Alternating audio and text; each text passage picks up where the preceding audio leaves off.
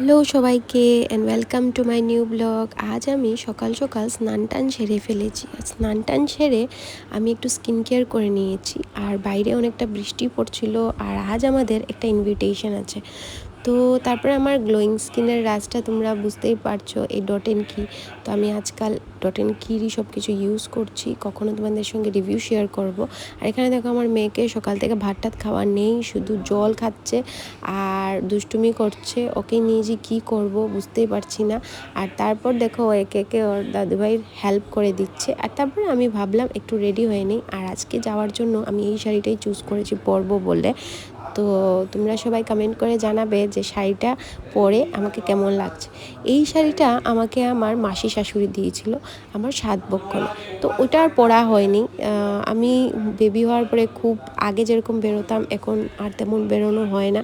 এখন ও একটু বড় হওয়াতে আমি অল্প স্বল্প বেরিয়ে যাই, কারণ ওকে দেখতে হয়, এখন এত দুষ্টু হয়েছে। তো আর শাড়ি তো মানে একদমই পরা হচ্ছিল না, অকেশন ছাড়া শাড়ি পরাই হয় না। তো আমি আজকে ভাবলাম আজকে শাড়িই পরে যাই, কারণ আমার না শাড়ি পরতে খুব ভালো লাগে। কিন্তু এই যে কিছুদিন শাড়ি না পরলে যা হ্যাবিটটা নষ্ট হয়ে যায়, যেটা হয় আর কি, তো তারপরে শাড়িটা মেনটেন করাটা একটা প্রবলেম হয়ে যায়। তো আজ আমি ভাবলাম যে না শাড়িই পরে যাই। ফার্স্টে ভেবেছিলাম সালোয়ার পরে যাব, তারপর ভাবলাম না শাড়িই পরি। তো আমি এই শাড়িটাই চুজ করেছি আজকে পরার জন্য। আর আমি ঝট করে একটু অল্প মেকআপ করে নিয়েছি, কারণ বৃষ্টি পড়ছিল কিন্তু তারপরও এত গরম ছিল, সোয়েট অনেক বেশি সোয়েটিং হচ্ছিল। তো আমি হালকা ফুলকা একটু মেকআপ করে নিয়েছি। আর অ্যাজ ইউজুয়াল আমি এইভাবেই বেরিয়ে যাই।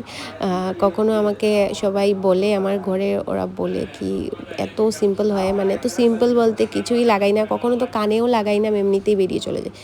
তো আমি এইভাবেই একটু সিম্পলভাবেই রেডি হতে একটু বেশি পছন্দ করি। আমার বেশি হেভি মেকআপ টেকআপ এগুলি ভালো লাগে না। তো আমি চলো এখানে রেডি হয়ে বেরিয়ে পড়েছি। আর এখানে আমার হাজব্যান্ডেরও ইনভিটেশন ছিল। তো আজ ও যেতে পারছে না, কারণ আমি বেবিকেও রেখে যাচ্ছি ঘরে, আর প্লাস ওর কিছু কাজও ছিল। তো আমি একাই বেরিয়ে পড়েছি। আর বেরিয়ে তারপরে একটা অটো নিয়ে আমি বেরিয়ে পড়েছি যাব বলে। আর অ্যাকচুয়ালি আমি যাব হলো গোপাল আখড়াতে। তো তারপরে আমি এখান থেকে রাঙ্গিরখাড়ি নেমে রাস্তা ক্রস করে, এই জায়গাতে না রাস্তা ক্রস করতে বাপরে বাপ কী বলবো। তো মানে গাড়িগুলো একটু তোমাকে চান্স দেবে না রাস্তাটা ক্রস করার জন্য, এমনভাবে হয় যে উপরেই উঠিয়ে দেবে গাড়ি। তো তারপরে আমি এসে ঢুকে পড়লাম। তো এসে দেখেছি সবাই এসেছে, আমার পুরনো ফ্রেন্ডসদের সাথেও দেখা হয়েছে। আর এই যে বাবুসোনাটার আজকে অন্নপ্রাশন ছিল, তো ওর জন্য একটা আমি ড্রেসও এনেছি দেবো বলে। আমি ভাবলাম ড্রেসই দেই, কারণ গরমের সময় হালকা ফুলকা ড্রেস দিলেই ইউজ হবে মেবি। আর তারপরে এটা তো একটা আখড়া, তো এখানে অনেকজন ঠাকুর আছে। তো আমি সবগুলো ঠাকুর একটু ঘুরে ঘুরে প্রণাম করে নিয়েছি। আর এখানে দেখো আমরা ফ্রেন্ডসরা অনেক দিন পর দেখা হয়েছে, তাই বলে আমি একটু ফটো উঠছিলাম। আর এই দেখো বেবিটা ঘুরছিল, এত সময় ঘুমিয়েছিল, তারপরে উঠে একটু ঘুরছিল। আর এখানে আমি এত গরম ছিল চুল টুল পুরো উপরে বেঁধে দিয়েছি। তারপরে আমরা বসে গেছি খেতে। আর খেতে বসে আমরা একসঙ্গেই বসেছি সবাই মিলে, তো একটু গল্প করছিলাম।